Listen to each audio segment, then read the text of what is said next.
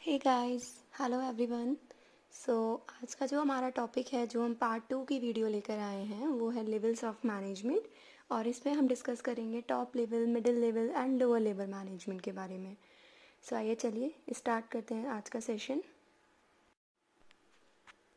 जैसा कि हम लोग पहले ही ये सीख चुके हैं कि मैनेजमेंट कोई एक सिंगल इंडिविजुअल परफॉर्म नहीं कर सकता है, राइट।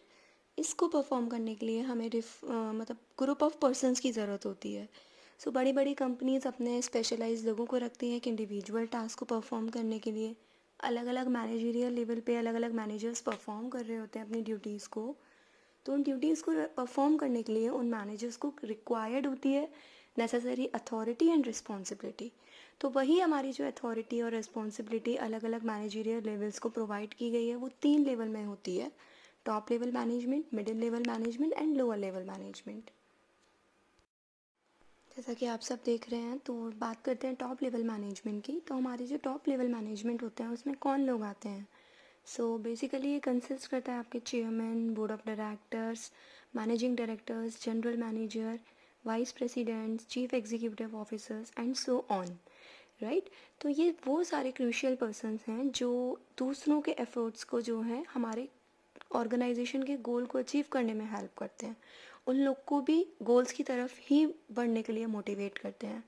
और जो इस लेवल के मैनेजर्स होते हैं उनके पास सबसे ज़्यादा अथॉरिटी होती है, अगर आप चेन ऑफ अथॉरिटी में देखें तो।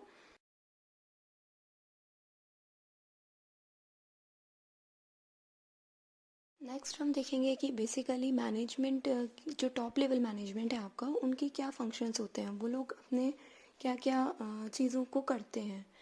इनका जो मेन होता है कि एंटरप्राइज का, किसी भी ऑर्गेनाइजेशन का जो ऑब्जेक्टिव है, वो टॉप लेवल मैनेजमेंट ही डिसाइड करेगा कि ऑर्गेनाइजेशन क्यों बनी है, इसके क्या ऑब्जेक्टिव्स हैं।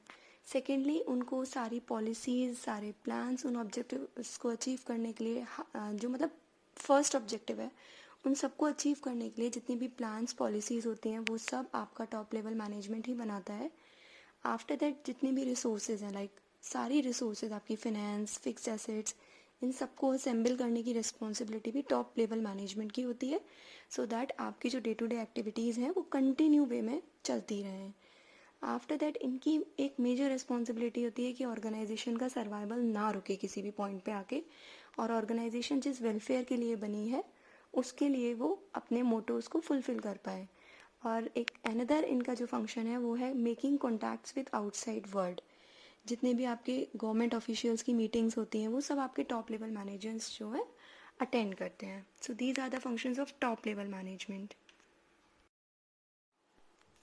अभी हम देखेंगे मिडिल लेवल मैनेजमेंट में कौन कौन लोग आते हैं। तो बेसिकली आपने देखा होगा कि एक ऑर्गेनाइजेशन में कई तरीके के डिपार्टमेंट होते हैं। सेल्स डिपार्टमेंट है, परचेज डिपार्टमेंट है, फिनेंस है, एचआर है। तो ये जितने भी डिपार्टमेंट्स होते हैं, इनके जो डिपार्टमेंटल हेड्स होते हैं, वो सब आपका मिडिल लेवल मैनेजमेंट को कंस्टिट्यूट करते हैं।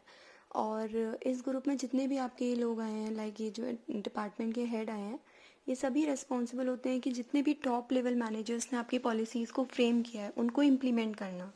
तो अपने डिपार्टमेंट्स में उन पॉलिसीज़ को ये लोग फॉलो अप करवाते हैं। एंड इनका जो एक मेजर इनकी जो कैरेक्टरिस्टिक्स है वो है कि ये एक लिंकिंग पिन की तरह काम करते हैं बाकी दोनों मैनेजमेंट के बीच में। अभी हम जल्दी से देख लेते हैं कि मिडिल लेवल मैनेजमेंट के इंपॉर्टेंट फंक्शंस क्या हैं। तो इनका फर्स्ट जो फंक्शन है वो है इंटरप्रिटेशन ऑफ द पॉलिसीज़ जो आपके टॉप लेवल मैनेजर्स ने फ्रेम करी हैं। तो बेसिकली जैसा मैंने आपको अभी बताया कि ये जो है एक लिंकिंग पिन की तरह काम करते हैं top level and lower level management के बीच में। तो जितने भी इनके टॉप लेवल के जो प्लान्स बनाए हैं टॉप लेवल मैनेजर्स ने, उनको पास ऑन करना मिडिल लेवल मैनेजर्स का काम होता है, लोअर लेवल मैनेजमेंट को पास ऑन करना। इनका नेम ही सजेस्ट कर रहा है कि ये मिडिल मैन है, राइट। अभी जितनी भी डिपार्टमेंटल हेड्स हैं उनके लिए जितनी भी आपकी एक्टिविटीज़ होती हैं, सारी रिसोर्सेज को ऑर्गेनाइज करना, एक्टिविटीज़ कैसे फॉलो अप करनी है वो सब अरेंज करना मिडिल लेवल मैनेजमेंट का काम होता है। अपने डिपार्टमेंटल हेड्स के एम्प्लॉयज़ को इंस्ट्रक्शन देना, उन्हें कंट्रोल करना। Third one is controlling and instructing the employees. और साथ ही साथ जितने दूसरे डिपार्टमेंट्स हैं उनके साथ में कोऑपरेशन रखना, जिससे कि ऑर्गेनाइजेशन की स्मूथ फंक्शनिंग रहे, कहीं भी कोई लैक ना हो। और लास्टली इनका काम होता है कि अपने एम्प्लॉयज़ को मोटिवेट करते रहना, जिससे कि वो अपना बेस्ट दे सकें, जितनी उनकी एबिलिटी है वो उतना दे पाएँ। ये जो है हमारा लास्ट लेवल मैनेजमेंट है, जिसको हम लोअर लेवल मैनेजमेंट या सुपरवाइजरी लेवल मैनेजमेंट भी कहते हैं। सो बेसिकली इस मैनेजमेंट में जो आपके कंसिस्ट होते हैं वो सुपरवाइजर्स होते हैं, सुपरिटेंडेंट्स होते हैं, क्लर्क्स, फोरमैन्स, सब departmental executives and so on. So ये सारे पर्सन से मिलकर बनता है आपका लोअर लेवल मैनेजमेंट।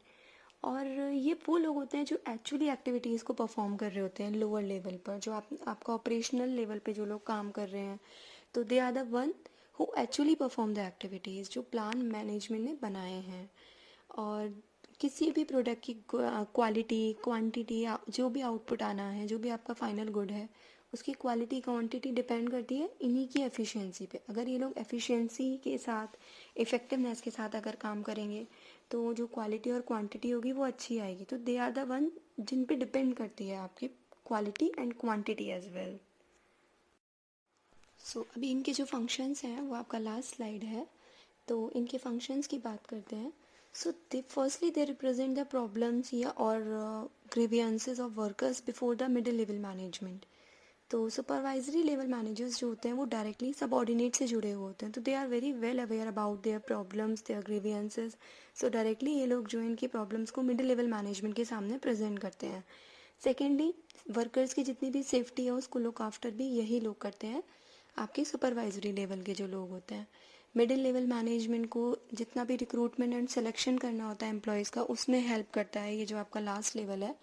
और ये इंश्योर करते हैं कि कोई भी जितनी भी रिसोर्सेज हैं वो कुछ भी वेस्ट नहीं होंगी, प्रॉपर उनका फुलर यूटिलाइजेशन होगा रिसोर्सेज का। तो ये इनका एक इम्पॉर्टेंट फंक्शन है। एंड लास्टली, ये हमेशा यही ट्राई करते हैं कि ये एक प्रिसाइज स्टैंडर्ड ऑफ क्वालिटी को मेंटेन कर सकें, राइट। क्योंकि अगर एक क्वालिटी मेंटेन होगी तो उससे हमारा जो आउटपुट है वो स्टेडी फ्लो करेगा।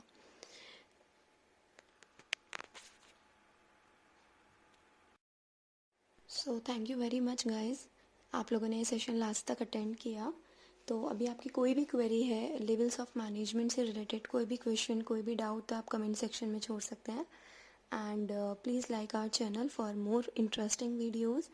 और ये जो छोटी छोटी वीडियोज़ हैं, इसका मोटो यही है कि आप लोग अपने जितने भी आपके क्वेश्चंस पूछे जाएं उनका टू द पॉइंट आंसर्स आप लोग दें, और आपका जो छोटे छोटे कॉन्सेप्ट्स हैं वो क्लियर हों। बिकॉज आगे चल के आप लोग यूजीसी नेट वगैरह का एग्ज़ाम देते हैं तो वहाँ ये बहुत हेल्पफुल रहेगा अगर आपके शुरू से ही जितने भी इम्पॉर्टेंट पॉइंट्स हैं, जो इम्पॉर्टेंट आपके कॉन्सेप्ट्स हैं, वो क्लियर होते रहें। तो thank you very much once again. Okay, bye bye, फिर मिलेंगे अगली वीडियो के साथ।